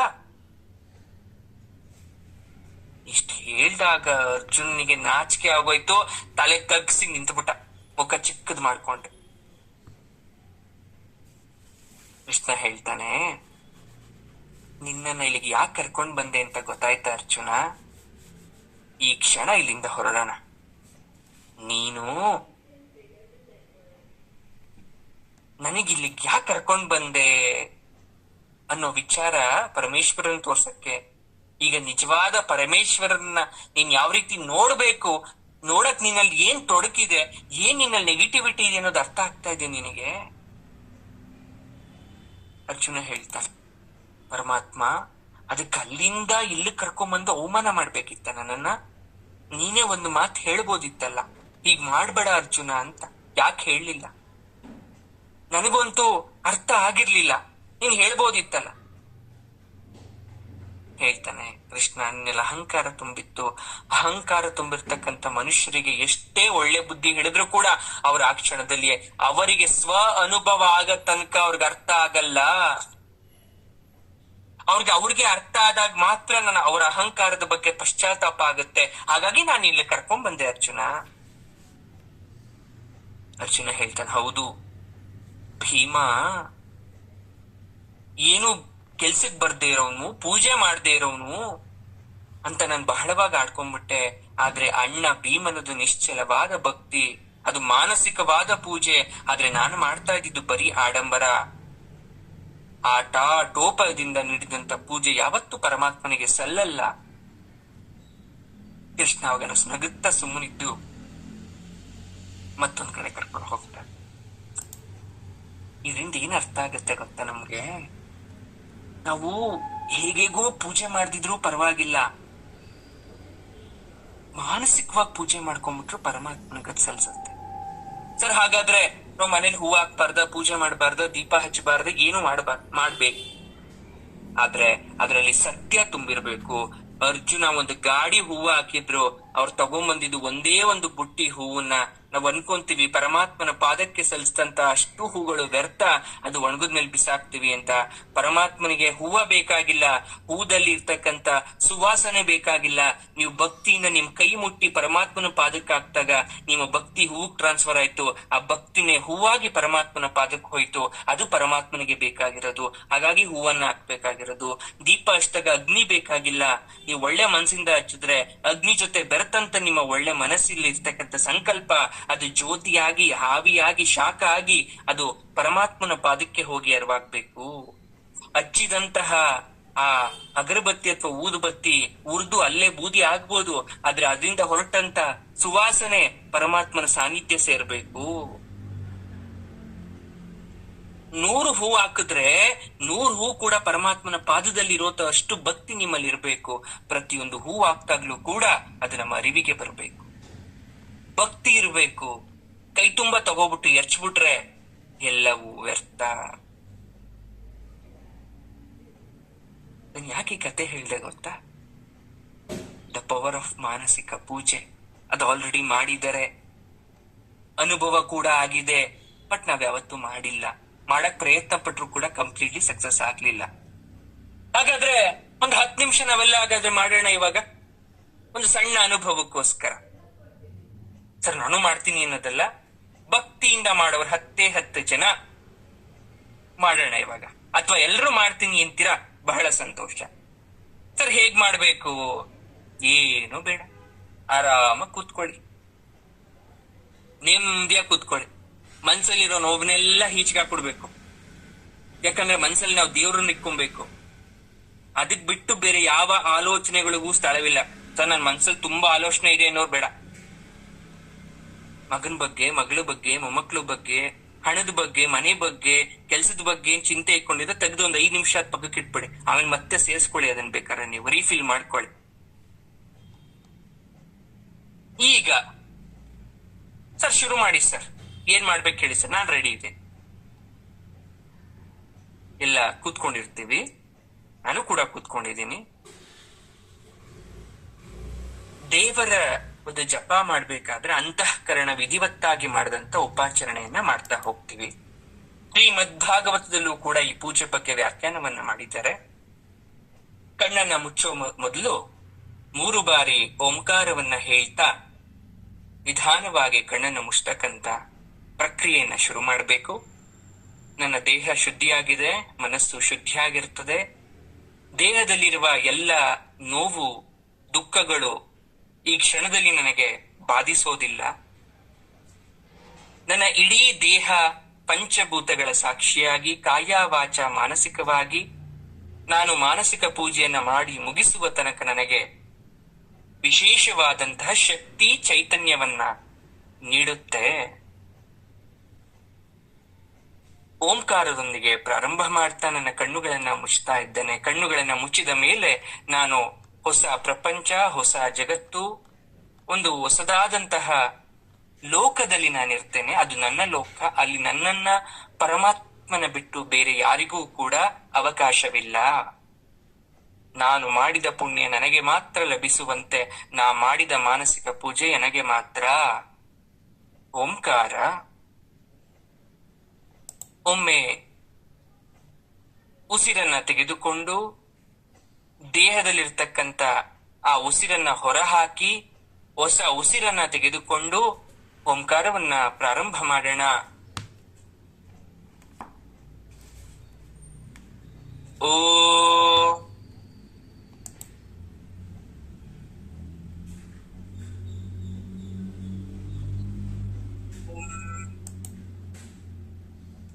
ಓ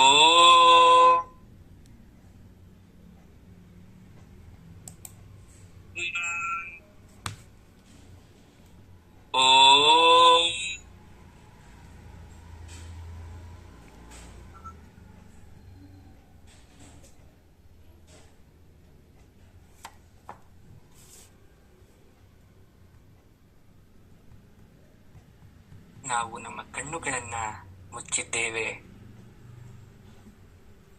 ಇಡೀ ಬ್ರಹ್ಮಾಂಡದಲ್ಲಿ ನಾನು ಕೇವಲ ಅಣು ತೃಣಕ್ಕೆ ಸಮಾನ. ಆದರೆ ನನ್ನ ಸ್ವಪ್ರಪಂಚದಲ್ಲಿ ನನ್ನಷ್ಟು ಹಿರಿಯರಿಲ್ಲ. ನಾ ಮಾಡುವಷ್ಟು ಭಗವಂತನ ಸೇವಾ ಆರಾಧಕರಿಲ್ಲ. ನಮ್ಮ ಮನಸ್ಸಿನಲ್ಲಿ ಮೂಡಿದ ದೇವರ ರೂಪದ ಪೂಜೆಯನ್ನ ನಾ ಮಾಡಲು ಸದಾ ಸಿದ್ಧಳಾಗಿರುತ್ತೇನೆ. ನನಗೆ ಸ್ಥಳದ ಅವಶ್ಯಕತೆ ಇಲ್ಲ, ಶುಚಿತ್ವದ ಅರಿವಿಲ್ಲ, ಯಾರ ಎಲ್ಲೆಯೂ ಇಲ್ಲ, ಜಾತಿ ಧರ್ಮದ ಅವಶ್ಯಕತೆ ಇಲ್ಲ. ಯಾವುದೇ ಸ್ಥಳದಲ್ಲಾದರೂ ಕೂಡ ನಾನು ಮಾನಸಿಕ ಪೂಜೆಯನ್ನ ಮಾಡಬಹುದು.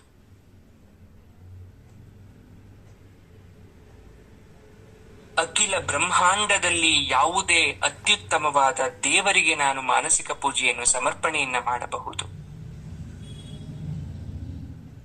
ದೇವರಿಗೆ ಮಾತ್ರ 3 ಕಣ್ಣುಗಳಿರುವುದಿಲ್ಲ, ಮಾನವರಿಗೂ ಕೂಡ 3ನೇ ಕಣ್ಣಿರುತ್ತೆ. ಅದನ್ನ ನಾವು ಅಂತರ್ಚಕ್ಷು ಅಂತ ಕರೆತೇವೆ. ಅದು ನಮ್ಮ ಮಾನಸಿಕ ಪೂಜೆಯಲ್ಲಿ ತೆರೆದುಕೊಳ್ಳುತ್ತದೆ. ನಾವು ಎಷ್ಟು ಕಾಲ ಮಾನಸಿಕ ಪೂಜೆಯನ್ನು ಮಾಡುತ್ತೇವೋ ಅಷ್ಟು ಕಾಲ 3ನೆಯ ಕಣ್ಣು ನಮ್ಮ ದೇಹದಲ್ಲಿ ತೆರೆದಿರುತ್ತದೆ. ಅನೇಕ ಸಾಧಕರಿದ್ದಾರೆ ದೇವರನ್ನ ದರ್ಶನ ಮಾಡಿರುವವರು ಈ ಕಲಿಯುಗದಲ್ಲಿ. ಹೆಚ್ಚಿನವರು ದೇವರ ದರ್ಶನವನ್ನ ಮಾಡಿರುವುದು ಈ 3ನೇ ಕಣ್ಣಿನಿಂದ. ಯಾಕೆಂದರೆ ಹೊರಗಿರುವ ಈ 2 ಕಣ್ಣುಗಳು ಅದೆಷ್ಟೋ ಪಾಪಕರ್ಮಗಳನ್ನ ನೋಡಿದ್ದೇವೆ. ಹಾಗಾಗಿ ಅವುಗಳಿಗೆ ಆ ಪುಣ್ಯವಿಲ್ಲ. ಪುಣ್ಯ ಇರುವುದು ಒಳಗಡೆ ಇರುವ 3ನೆಯ ಕಣ್ಣಿನಿಗೆ. ಮಾನಸ ಪೂಜೆಯನ್ನು ಮಾಡುತ್ತಾ ನನ್ನ ಇಷ್ಟವಾದ ಆರಾಧ್ಯ ದೇವರನ್ನ ಮನಸ್ಸಲ್ಲಿ ಮೂಡಿಸ್ತಾ ಇದ್ದೇನೆ. ಮೊದಲು ಪಾದದಿಂದ ಶುರು ಮಾಡುತ್ತಾ ಆ 2 ದೇವರ ಪಾದಗಳು ಮೂಡ್ತಾ ಇವೆ. ಅಖಿಲಾಂಡ ಕೋಟಿ ಬ್ರಹ್ಮಾಂಡ ಜಗತ್ತನ್ನ ಪರಿಪಾಲನೆ ಮಾಡ್ತಾ ಇರ್ತಕ್ಕಂಥ ಆ ಪಾದಗಳು. ಹಾಗೆ ಪಾದದಿಂದ ಮೇಲೆ ಪೂರ್ಣ ಸ್ವರೂಪವಾದಂತಹ ಕಾಲು, ದೇಹದ ಭಾಗ, ಭುಜಗಳು, ಶಿರದ ಭಾಗ, ಆ ಶಿರದಲ್ಲಿ ಧರಿಸಿರುವ ಕಿರೀಟ, ದೇಹದಲ್ಲಿ ಧರಿಸತಕ್ಕಂಥ ಆಭರಣ, ಕೈಯಲ್ಲಿ ಹಿಡಿದಿರತಕ್ಕಂಥ ಆಯುಧ, ಪೂರ್ಣವಾದ ದೇವರ ಆ ಮೂರ್ತಿಯನ್ನ ನಿಮ್ಮ ಕಣ್ಣ ಮುಂದೆ ತರಿಸಿಕೊಳ್ಳಿ. ಮಾನಸದಲ್ಲಿ ದೇವರ ಪ್ರತಿಬಿಂಬವನ್ನ ಮೂಡಿಸಿ. ಅದು ನಿಮ್ಮ ಕುಲದೇವರೋ, ಇಷ್ಟ ದೇವರೋ, ಆರಾಧ್ಯ ದೇವರೋ, ಯಾವುದೇ ದೇವರು ಕೂಡ ಆಗಿರಬಹುದು. ದೇವರನ್ನ ನೋಡಿದ ತಕ್ಷಣ ನಾವು ಮಾಡುವ ಮೊದಲನೆಯ ಕೆಲಸ 2 ಕೈಗಳನ್ನ ಎತ್ತಿ ನಮಸ್ಕಾರವನ್ನ ಮಾಡೋದು, ದೀರ್ಘದಂಡವಾಗಿ ನಮಸ್ಕಾರವನ್ನ ಮಾಡೋದು. ನಮಸ್ಕಾರ ಯಾಕೆ ಮಾಡಬೇಕು? ನನ್ನ ದೇಹ ಅದೆಷ್ಟು ಉದ್ದ ಇದ್ದರೂ, ಅದೆಷ್ಟು ದಪ್ಪ ಇದ್ದರೂ, ನನ್ನ ಶಿರಸ್ಸು ಮಾತ್ರ ಸದಾ ಕಾಲ ನಿನ್ನ ಪಾದದ ಅಡಿಯಲ್ಲಿ. ಹಾಗಾಗಿ ನಾನು ನಮಸ್ಕಾರವನ್ನ ಮಾಡ್ತಾ ಇದ್ದೇನೆ. ಮಾನಸದಲ್ಲಿ ನಿನ್ನ ಪೂಜೆ ಮಾಡಬೇಕೆಂದು ನಿನ್ನನ್ನು ಪ್ರಾರ್ಥಿಸಿದೆ. ನೀ ಬಂದು ಎನ್ನ ಮಾನಸದಲ್ಲಿ ಪ್ರತಿಷ್ಠಾಪಿತವಾಗಿರ್ತೀಯಾ. ಹಾಗಾಗಿ ನಾನು ನಿನಗೆ ಮನಸ್ಸು ತುಂಬಿ ಸಂತೋಷವಾಗಿ ದೇಹದ ಅಣು ಅಣುವು ಕೂಡ ಬೆರೆಯುವಂತೆ ಇಂದು ನಾನು ಮಾನಸ ಪೂಜೆಯನ್ನ ಮಾಡುವೆ. ರಕ್ತ ಮಾಂಸಾದಿಗಳಿಂದ ಹಿಡಿದು ಸಕಲ ನರಮಂಡಲವೂ ಕೂಡ ಇಂದು ನಿನ್ನ ಮಾನಸ ಪೂಜೆಗೆ ನಿಂತಿದೆ. ನೀ ಕೊಟ್ಟ ದೇಹ, ನೀ ಕೊಟ್ಟ ಕಾಯ ನಿನಗಾಗಿ ಅರ್ಪಣೆ. ಪೂಜೆಯನ್ನ ಮಾಡಲು ಎಲ್ಲ ವಸ್ತುಗಳನ್ನ ಸಿದ್ಧ ಮಾಡಿಟ್ಟುಕೊಳ್ಳಬೇಕು. ಮೊದಲಿಗೆ ಚಿನ್ನದ ತಟ್ಟೆಗಳು, ಬಂಗಾರದ ತಟ್ಟೆಗಳು. ಮಾನಸಿಕ ಪೂಜೆಯಲ್ಲಿ ಅದೆಷ್ಟೇ ಬೆಲೆ ಬಾಳುವ ವಸ್ತುವನ್ನು ನಾವು ದೇವರ ಪೂಜೆಗೆ ಬಳಸಬಹುದು. ಹಾಗಾಗಿ ನಾನು ಎಲ್ಲ ಚಿನ್ನದ ತಟ್ಟೆಯಲ್ಲಿ ಅಥವಾ ಚಿನ್ನದ ಹರಿವಾಣದಲ್ಲಿ ನಾನು ಸಾಮಗ್ರಿಗಳನ್ನ ಇಟ್ಕೊಂಡಿದ್ದೇನೆ. ಚಿನ್ನದ ಬಟ್ಟಲಲ್ಲಿ ಹೂವನ್ನು ತುಂಬಿ ಇಟ್ಟಿದ್ದೇನೆ. ಚಿನ್ನದ ಕಳಶವನ್ನ ಇಟ್ಟು, ಚಿನ್ನದ 5 ನೀಲಾಂಜನವನ್ನ ಇಟ್ಟು, ದೊಡ್ಡ ದೊಡ್ಡ ಬಟ್ಟಲಿನಲ್ಲಿ ಅರಿಶಿಣ, ಕುಂಕುಮ, ಭಸ್ಮ, ಗಂಧ, ಅಕ್ಷತೆಯನ್ನ ತುಂಬಿ ಇಟ್ಟಿದ್ದೇನೆ. ನಮ್ಮ ಮಾನಸದಲ್ಲಿ ಕಣ್ಣನ್ನ ಮುಚ್ಚಿ ಕುಳಿತು ದೇವರನ್ನ ಕರೆದು ಅವರನ್ನ ಅಲ್ಲಿ ಕೂರಿಸಿ ಅವರ ಪೂಜೆಗೆ ಬೇಕಾದ ಎಲ್ಲ ಸಾಮಗ್ರಿಗಳನ್ನ ಚಿನ್ನದ ಪಾತ್ರೆಯಲ್ಲಿ ಅಣಿಮಾಡಿ ಇಟ್ಟುಕೊಂಡಿದ್ದೇವೆ. ಇಂದು ನನ್ನ ಜೀವನದ ಅತ್ಯಂತ ಭಾಗ್ಯದ ದಿನ.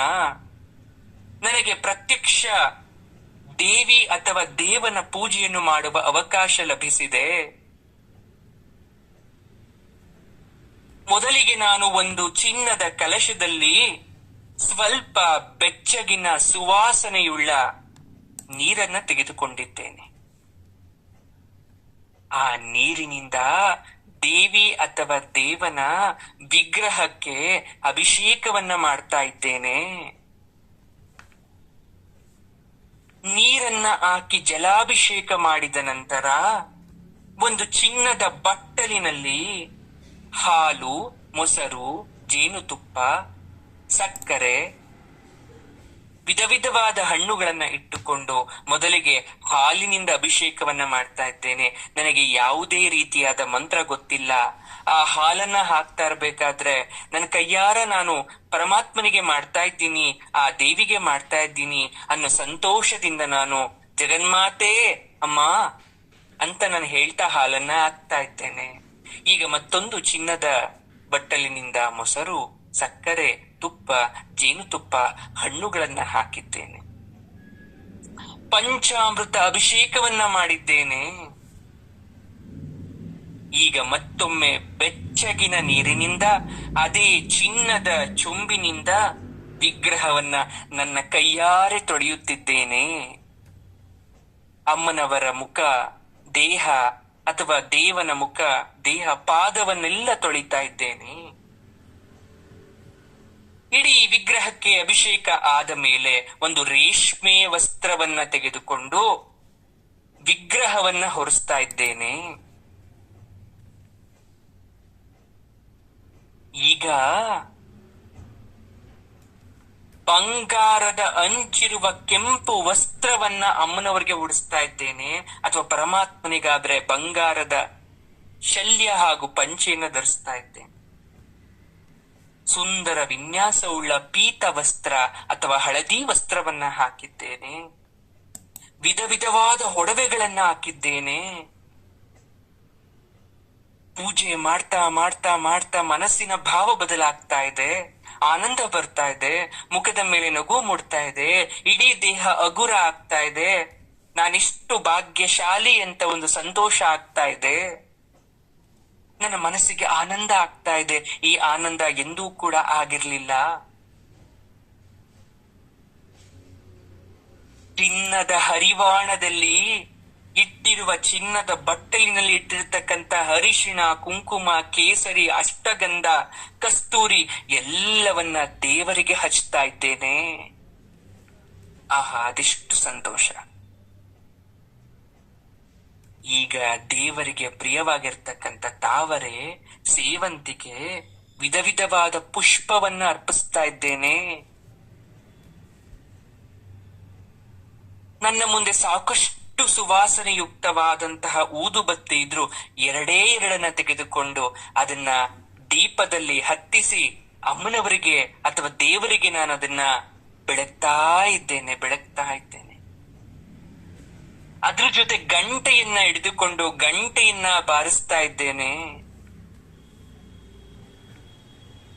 ಕರ್ಪೂರ ನೀರಾಂಜನವನ್ನ ಮಾಡ್ತಾ ಇದ್ದೇನೆ. ಕರ್ಪೂರ ನೀರಾಂಜನವನ್ನ ಬೆಳಗ್ತಾ ಇದ್ದೇನೆ. ಈಗ ನಾನೇ ನನ್ನ ಕೈಯಾರ ಮಾನಸಿಕವಾಗಿ ತಯಾರಿಸಿದಂತ ಹೋಳಿಗೆಯನ್ನ ನೈವೇದ್ಯ ಮಾಡ್ತಾ ಇದ್ದೇನೆ. ಹೋಳಿಗೆಯನ್ನ ನೈವೇದ್ಯವನ್ನ ಹಿಡಿದು ಇದನ್ನ ದಯವಿಟ್ಟು ಸ್ವೀಕರಿಸು. ನಾನು ಪ್ರೀತಿಯಿಂದ ನಿನಗಾಗಿ ಮಾಡಿದ್ದೇನೆ ಅಂತ ನಾನು ಕೊಡ್ತಾ ಇದ್ದೇನೆ. ನಮ್ರತೆಯಿಂದ ಪ್ರಾರ್ಥನೆ ಮಾಡ್ತಾ ಇದ್ದೇನೆ. ನೈವೇದ್ಯ ಆದ ಮೇಲೆ ಮತ್ತೊಮ್ಮೆ 5 ನೀಲಾಂಜನಗಳನ್ನ ಬೆಳಗಿಸಿ ಪಂಚಾರತಿಯನ್ನ ಬೆಳಗ್ತಾ ಇದ್ದೇನೆ. ನಾನು ಪಂಚಾರತಿಯನ್ನ ಬೆಳಗ್ತಾ ಬೆಳಗ್ತಾ ಅಮ್ಮನವರು ಅಥವಾ ದೇವರು ಒಂದೊಂದು ವಿಧವಾಗಿ ಬದಲಾಗ್ತಾ ಹೋಗ್ತಾ ಇದ್ದಾರೆ, ವಿಶೇಷವಾದ ದರ್ಶನವನ್ನ ಕೊಡ್ತಾ ಇದ್ದಾರೆ. ದೇವಿಯ ಚರಣಗಳಲ್ಲಿ ಅಥವಾ ಪರಮಾತ್ಮನ ಚರಣಗಳಲ್ಲಿ ಸಂಪೂರ್ಣವಾಗಿ ಶರಣಾಗಿ ನನ್ನನ್ನ ಉದ್ಧರಿಸುವಂತ ಕಳಕಳಿಯಿಂದ ಕೇಳ್ಕೊಂತಾ ಇದ್ದೇನೆ. ಹೊರ ಪ್ರಪಂಚದಲ್ಲಿ ಇರ್ತಕ್ಕಂಥ ನೋವು, ದುಃಖ, ದುಮ್ಮಾನ, ಕಷ್ಟ ಎಲ್ಲವನ್ನ ಮರೆತು ಅದನ್ನೆಲ್ಲ ಅವರ ಪಾದದಲ್ಲಿ ಇಟ್ಬಿಟ್ಟು ನಾನು ಕಳಕಳಿಯಿಂದ ಕೇಳ್ತಾ ಇದ್ದೇನೆ. ಅಲ್ಲೇ ಮಾನಸಿಕವಾಗಿ ಅಳು ಬಂದರೆ ನಾನು ಅವರ ಪಾದದಲ್ಲೇ ಅಳ್ತಾ ಇದ್ದೇನೆ. ಕೃಪಾ ದೃಷ್ಟಿ ಇದ್ರೆ ಸಾಕಮ್ಮ, ನಿನ್ನ ವಾತ್ಸಲ್ಯ ಸದಾಕಾಲ ನನ್ನ ಮೇಲಿರ್ಲಿ, ನನ್ನ ಸರ್ವ ದುಃಖಗಳು ನಾಶವಾಗುತ್ತೆ. ಯಾಕಂದ್ರೆ ಪ್ರೇಮಮಯಿ, ವರದ ಹಸ್ತವನ್ನ ನಿನ್ನ ತಲೆಯ ಮೇಲಿಡಮ್ಮ. ನಾನ್ ನಿನ್ನ ಪಾದಕ್ಕೆ ಬಿದ್ದಿದ್ದೇನೆ, ನಿನ್ನ ವರದ ಹಸ್ತವನ್ನ ನನ್ನ ತಲೆ ಮೇಲಿಡು. ನಾನು ಯಾವಾಗ ಪರಮಾತ್ಮ ದೇವಿಯ ಪಾದದ ಬಳಿ ನನ್ನ ತಲೆಯನ್ನಿಟ್ನೋ, ಪ್ರಸಾದವಾಗಿ ಆಕೆ ನನ್ನ ಜಡೆಗೆ ಒಂದು ಹೂವನ್ನ ಧಾರಣೆ ಮಾಡ್ತಾ ಇದ್ದಾರೆ.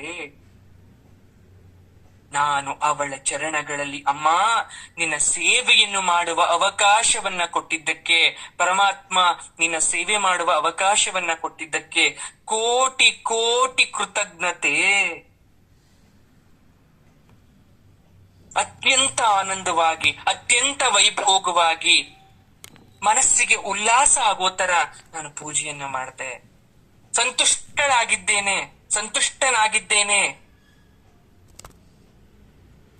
ಇನ್ಮೇಲೆ ಪ್ರತಿನಿತ್ಯ ನಾನು ಈ ಪೂಜೆಯನ್ನ ಮಾಡ್ತೇನೆ. ದಿನಕ್ಕೆ 1 ಬಾರಿಯಾದ್ರೂ ಇಡೀ ದೇಹ ಮನಸ್ಸು ಎಲ್ಲವೂ ಕೂಡ ಸಂತೋಷ ಆಗುತ್ತೆ.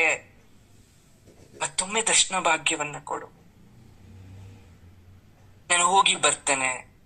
ಹೋಗಕ್ಕೆ ಮನಸ್ಸಿಲ್ಲ ಆದ್ರೂ ಕೂಡ ನಾನು ಹೋಗಿ ಬರ್ತೇನೆ. ಮತ್ತೊಮ್ಮೆ ನಾನು ಒಳ ಕಣ್ಣಿನಿಂದ, 3ನೇ ಕಣ್ಣಿನಿಂದ ನಿನ್ನನ್ನ ಸೂಕ್ಷ್ಮವಾಗಿ ನಾನು ನೋಡ್ತೇನೆ ಅಂತ ಹೇಳಿ ಆ ವಿಗ್ರಹವನ್ನ, ನಿಮ್ಮ ಆರಾಧ್ಯ ದೇವರನ್ನ, ಇಷ್ಟ ದೇವರನ್ನ ಕಣ್ತುಂಬಿ ನೋಡ್ಕೊಂಡು ಹಾಗೆ ನಾವು ವಾಸ್ತವಕ್ಕೆ ಬರ್ತಾ ನಿಧಾನವಾಗಿ ಉಸಿರನ್ನ ಆಡ್ತಾ, 2 ಕೈಗಳನ್ನು ಉಚಿತ ನಿಧಾನವಾಗಿ 2 ಕೈಗಳನ್ನು ಘರ್ಷಣೆ ಮಾಡ್ತಾ,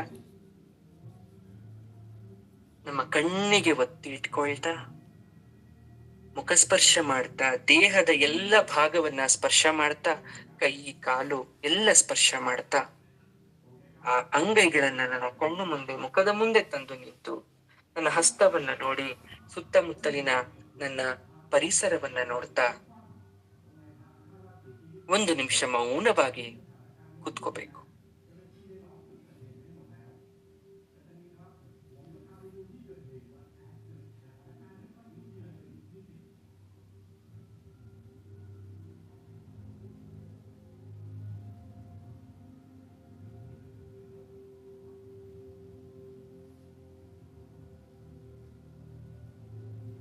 ಈ ಮೌನ ಹೊಸ ಅನುಭವವನ್ನ ಕೊಡ್ತಾ ಇದೆ.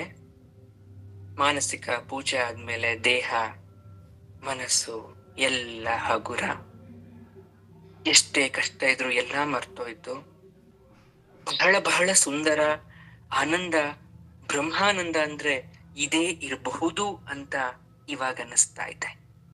ಇಷ್ಟ ದಿನ ಆ ಸಾಧಕರೆಲ್ಲ ಯಾಕೆ ಅಷ್ಟೊಂದು ನೆಮ್ಮದಿಯಿಂದ ಇದ್ರು, ಹೇಗೆ ಅವ್ರ ದೇವ್ರನ್ನ ನೋಡ್ತೀನಿ ಅಂತ ಹೇಳಿದ್ರು, ನಂಗೆ ಈಗ ಅರ್ಥ ಆಗ್ತಾ ಇದೆ. ಇದು ನನ್ನ ಜೀವನದ ಅತ್ಯಂತ ಸಂತೋಷವಾದಂತ ಕ್ಷಣ. ಧನ್ಯ. ಎಲ್ರೂ ಒಂದ್ಸಲ ಥ್ಯಾಂಕ್ಸ್ ಹೇಳ್ಬಿಡಿ ದೇವ್ರಿಗೆ. ಕಣ್ಣಂಚಲ್ಲಿ ನೀರ್ ಬರುತ್ತಲ್ಲ, ನನ್ಗೂ ಬರುತ್ತೆ. ಅದು ಆ ದೇವ್ರು ಅಂದ್ರೆ ಆ ಶಕ್ತಿ. ಅದು ಶಂಕರಾಚಾರ್ಯರು ಆ ಒಳಗಡೆ ಇಟ್ಟಿದಾರಲ್ಲ ಸೀಕ್ರೆಟ್, ಅದನ್ನ ಅರ್ಥ ಮಾಡ್ಕೊಂಡ್ರೆ ನಾವು ತಪ್ಪಿಟ್ಟಿದ್ವಿ. ಆ 7ನೇ ಶ್ಲೋಕ ಎಷ್ಟು ವಿಶೇಷವಾಗಿದೆ, ಅದನ್ನ ಯಾಕೆ ಯಾವಾಗ್ಲೂ ಹೇಳ್ಕೊಂತೀನಿ. ಅದಕ್ಕೆ ಫಲಶ್ರುತಿ ಏನ್ ಗೊತ್ತಾ? ದೇವಿ ದರ್ಶನ ಅದ್ರ ಫಲಶ್ರುತಿ ಮತ್ತು ಆತ್ಮಜ್ಞಾನ ಸಿದ್ಧಿ ಎರಡು ಆಯ್ತಾ ಇವತ್ತು? ದೇವಿ ದರ್ಶನ ಆಯ್ತಾ, ಅಥವಾ ಜೊತೆಗೆ ಆತ್ಮಜ್ಞಾನ ಸಿದ್ಧಿ ಆಯ್ತಾ?